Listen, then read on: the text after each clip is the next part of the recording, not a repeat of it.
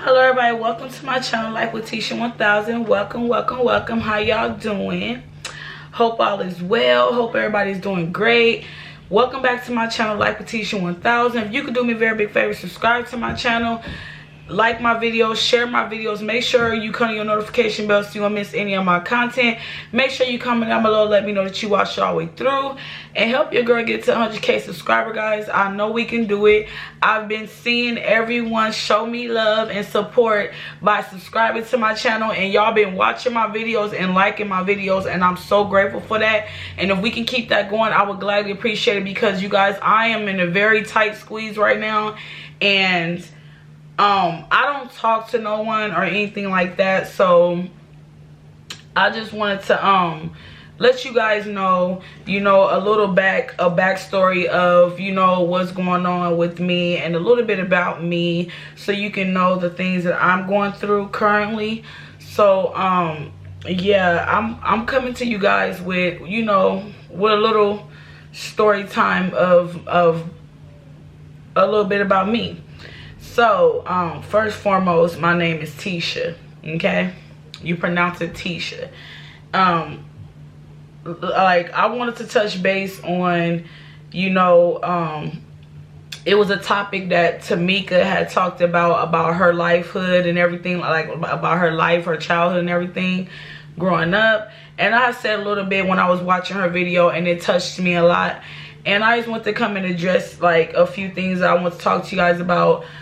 First thing first, I want you guys to know that I have been in an abusive relationship. I know what abuse is, but I did not stay there to continue on getting abused. I was there for like a little while. I was 18 and 19 when I, had did that. And I thought that it was love, but it wasn't, when I realized that this guy was doing nothing but torturing me and using me, and, for his own needs or whatever. So when I figured out that, this is not what I want, I moved on with my life, because the simple fact is that I grew up, from me being a child all the way up, I watched my mom get beat up a lot.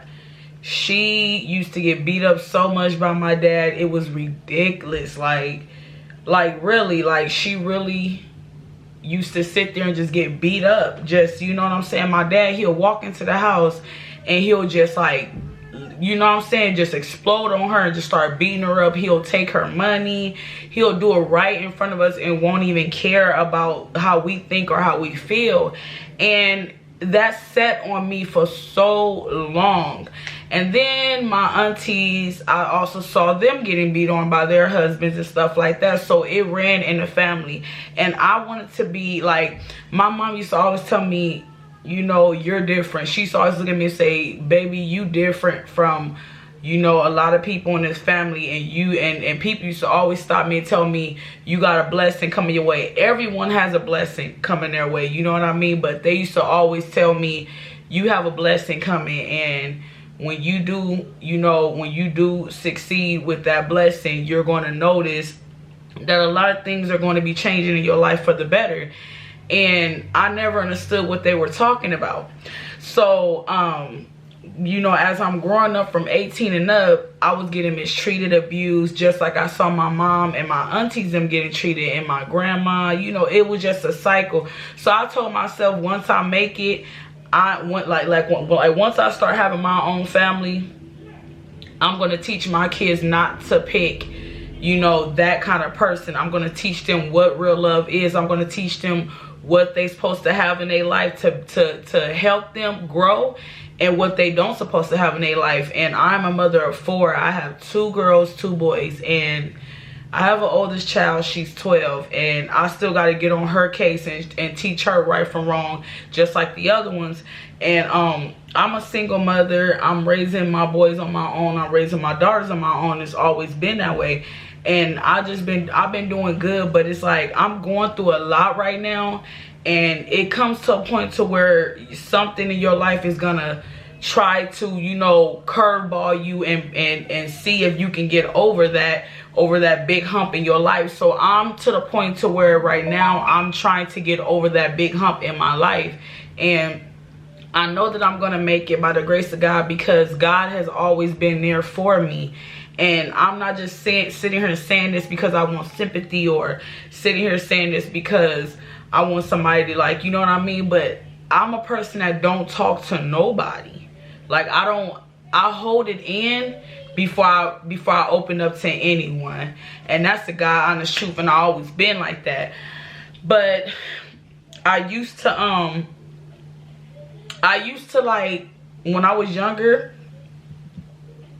I used to hold a lot of stuff in, and my mother, she used to always force me to speak up on it, because she used to tell me that, you know, if you hold it in, it's not healthy for you. What, you know, the things it can cause if you hold it in. So I used to speak to my mother, okay?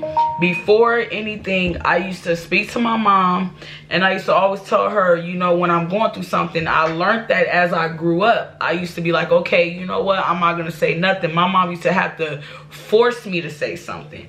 And so as I got older, and I went through things like I'm going through right now, I never spoke on it. And then when I did, I'll call her like here and there and be like, Mom, I'm going through this, da, da, da, da. And when I hear her tell me what was her opinion or how to get through it, because she been through so much, I would get through that. So it would help me a lot, you know what I'm saying? It would. And now that I don't have my mom to turn to anymore, because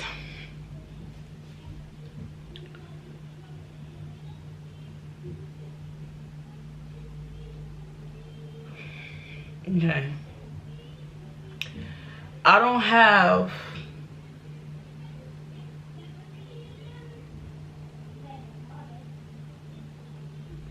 I'm trying to get emotional. Okay, I don't have no one to turn to anymore, because my mother was like the person that made me open up, and she was the person that made me feel like it was okay to open up to someone, tell that person what's on your mind or what you're going through. And now she's no longer here with me. She is gone. She died of diabetes. The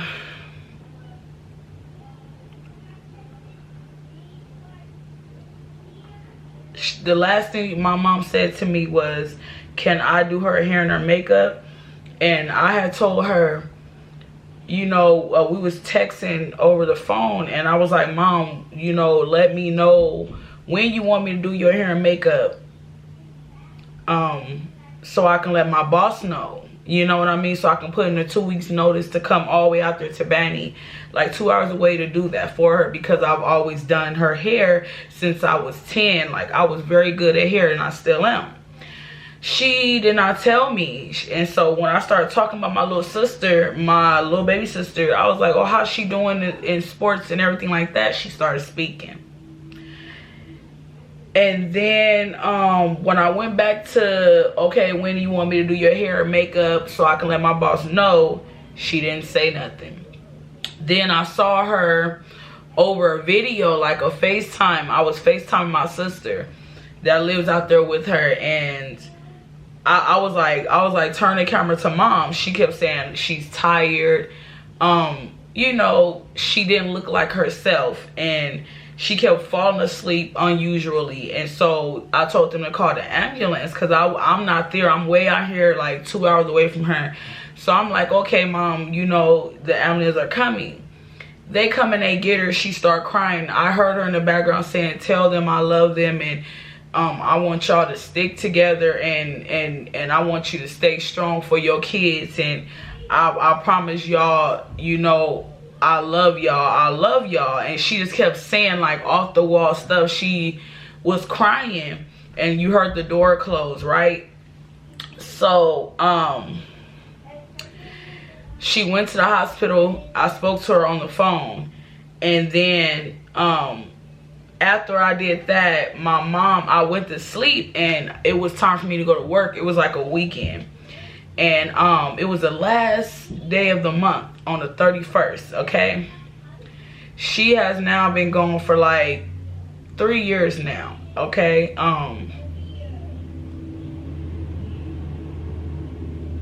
it still sets on me. This will be the 3rd year that my mother is, you know, now gone. But it still sets on me because I miss her, and I used to call her when I went through something, because I always know I could run to my mother's house whenever I needed her to support me when anything, because she was always supportive and understanding. So she was like my best friend. You know, like I said, I got up and I went to work, okay? After I spoke to her, she kept dozing off. I got up and I went to work, and I had my sister and brothers and my family members blowing on my phone, just blowing it up. And I'm like, hey, I'm not gonna answer. So I'm already getting goosebumps, and I'm already like hair standing up on my body. I'm like, okay, taking deep breaths, like, okay, you know what I'm saying? First thing I'm thinking is this something wrong with my husband? Because my husband, he is locked up, okay? He's in prison, and I worry about him a lot, and it's like, it's a lot that I take.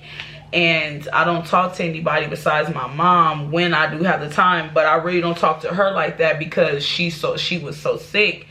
So when I did, you know, get the call at work, I was freaking out. So I got a favorite brother of my siblings that I love to speak to, and I will answer his call quickly. I'll answer any of their calls, but I answer his call quicker. He was like, sit down, and I told him no. I said, no, I'm not about to sit down. You know, what's going on? He was like, and he don't cry like that, okay? So mind you, I haven't seen him cry in years. He was like, sis, mom is dead.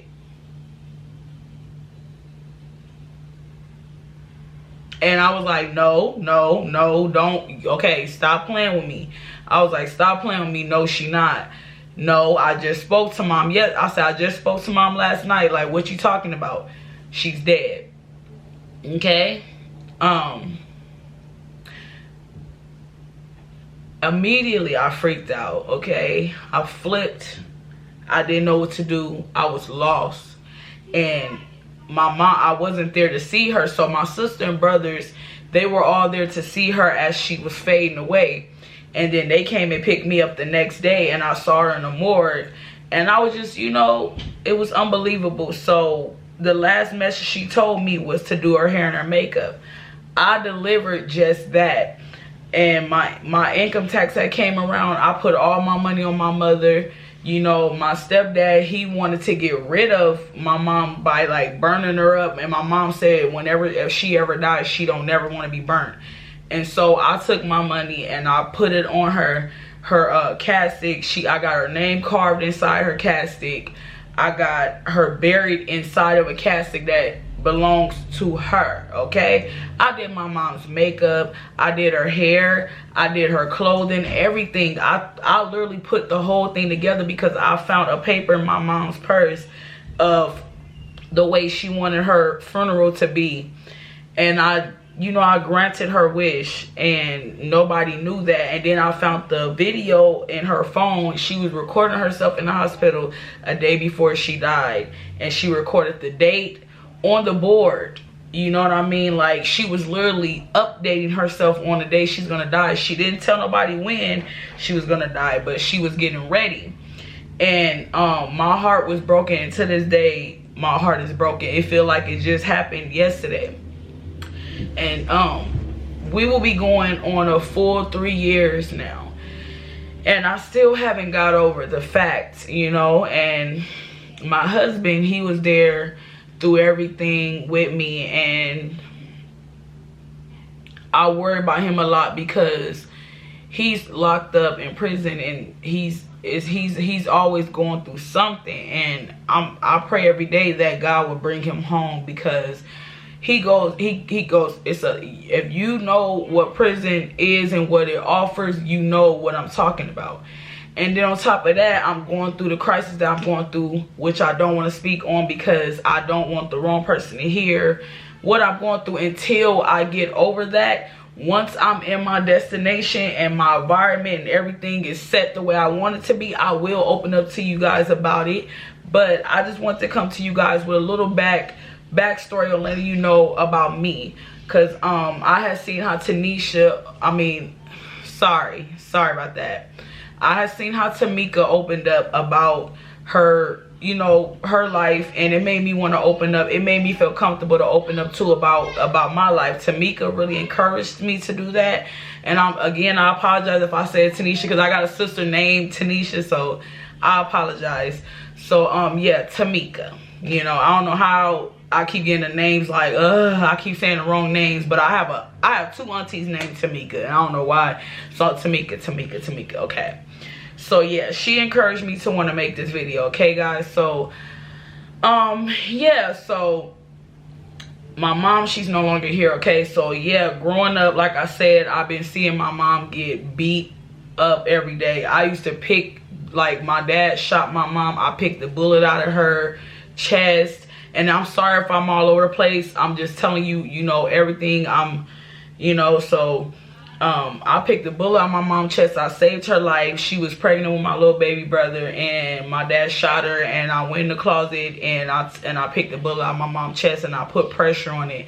And I followed this procedure that they did on this show called ER. And when the ambulance got there, they said, "Oh, you saved your mom's life." And I was like, and I was a little girl. I was only like 9 at the time. And then another incident, my dad had beat her in a puddle of blood. I saved my mom. I walked in the house from school. I was like 8 years old. I walked in the house from school, and my mom was like, her lips was purple and she was gasping for air. My dad took her asthma inhalers and sprayed them out and left her for dead after he beat her up. I saved my mom's life because I used to watch a show called ER, where they took the ice, they took a cup, they took a big bowl with hot water. You gotta have hot steaming water. Then you take the ice cubes and you break it inside there, right? So that'll make it sterilized water, like bottled water. It'll make it clean water if it's out the faucet. And then I put the ice cubes all in there, right? I took a towel and I dipped it into the water. And I put honey on the other side. And I smashed it on my mom's face, and I took a fan and was like, you know what I'm saying, with her face. And as she's breathing in and sucking it in, it was helping her air hole open up where she can breathe better. And when I called the ambulance, they came, they was like, "Oh, how did you know what you were doing, this and that?" And I told them I watched a show called ER, a doctor show. And they was like, "What?" They all laughed, they gave me stickers and stuff, but I felt good because I saved my mom's life. And I say my mom, my dad beat her up.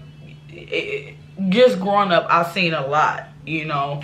And my mom was running the streets for my dad. He beat her up and he was forcing her to do drugs, to sell the drugs. He was treating her like she was trash. And I will always, you know, take my sister and brothers and do what my mom said do. And she was like, well, if anything ever happened to me, this is what y'all do. She taught me how to do certain things. He would come home, grab my mom's wallet and look through it and be like, "Where the money at? Where the money at?" Because every day at the end, every end of the month, her money would come. Where the money at? Where the money at? So my mom, one day I went and grabbed my mom money and I put it in my pocket. He never would think to check us like that because he never do. Like, that's just something that my mom would never do.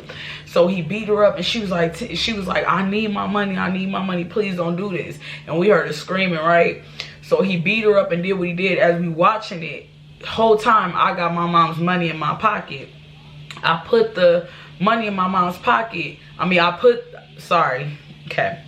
put my mom's money in my pocket, okay? And I was holding on to my sister and brothers like this, and I'm sitting there in the corner crying like, "Daddy, please don't hit my mommy. Please don't hit my mommy." And like, he did what he did to her, but he still didn't get the money. So my mom, she crying like, "Oh, he took my money, this and that." I walked up to my mom and I brought her a towel and was wiping the blood off her mouth. I said, "Mom, I got your money." And she went, "What?" I said, "I took it out and I put it in my pocket so he wouldn't take it, because I knew we had to pay rent and pay the light bills and all kind of things Mom had to do." And she just cried and hugged me and said, "Thank you so much for being a good daughter. Thank you so much. Even though he did what he did to me, you don't know how happy this makes me." And I felt good inside. And I've always had my mom back no matter what. So now that I'm older, I still to this day cannot speak to my dad because I hold a lot of pain from the things that he done, because he also, you know, he beat me up when I was 7 years old and told me that I'm just like my mom. He stumped me out with his Timberland boots and stuff like that, and he like literally put a knot in my head. He my dad did all kind of crazy things to, you know, to me, and he would always tell me, you just like your effing mom, you just like your effing mom. And for that, I am now a grown woman and I cannot face it. And I know they say, you know, it's better to face it just so you can get it out your life. The way it worked with me, I'd rather stay out of my dad's face and live my life, you know what I mean? Keep him away from me because I don't trust him.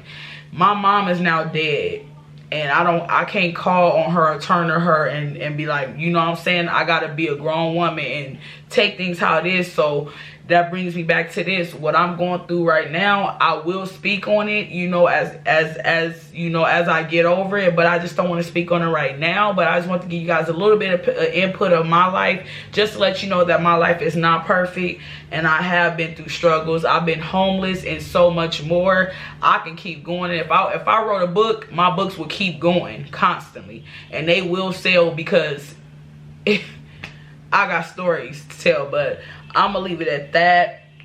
I just want to give y'all a little input, you know, just to let you know on the things that I went through, and I know that what I'm doing now, I will succeed, and I'm going to accomplish my goals, and I'm going to reach for my goals, and I'm not going to give up no matter what. I'm going to keep striving. I'm going to keep manifesting and doing what I need to do, because I have a dream that I want to conquer, and I'm going to do it, not just for me. It's mostly for my children, because I want my children to grow up and have a future, and I don't want them to have to answer to nobody. I want them to, you know what I mean, have a good life, and then I want them to look back and be like, my mom did that. My mom succeeded. She did all this on her own to better our life, and now we can grow up and live our life and be happy. You know what I'm saying? I don't want them to have to depend on nobody. So with that being said, all the things that I've been through that you heard, you know, the little bit of the background, what I told you I've been through from a child all the way up, has made me a strong woman now. And I'm tougher than it's ever been. I got tough skin. I'm doing my thing. I'm being me, and I will succeed. I have goals that I want to reach, and I'm going to reach them no matter what. So yeah, I want to thank you guys so much for watching this video all the way through. Make sure you watch all the way to the end. Hopefully it gave you, you know what I'm saying, I probably was all over the place, and I'm so sorry, Tamika, for saying your name wrong. I apologize. Please forgive me. But you are my inspiration. You are the reason why I wanted to do. It made me feel comfortable to, you know, open up just a little bit about my background when I was younger until now. So thank you so much for encouraging me to do that. I appreciate that. All love here, you know what I'm saying? If you can do me a very big favor, subscribe to my channel, Life with Tisha 1000. Help your girl get up to 100K subscribers, and like my videos. Make sure your notification bell is on at all times so you don't miss any of my content. Comment down below to let me know you watched it all the way through. Make sure you watch this video all the way through. Help your girl get up there to 100K, guys, because it really helps me, and it's gonna help me, you know, get closer to my goal that I'm trying to reach. It's going to help me by you guys supporting me, and I love y'all. Thank you for all the love. It's all love here. No hate, no negativity at all, and I will catch y'all on the next one.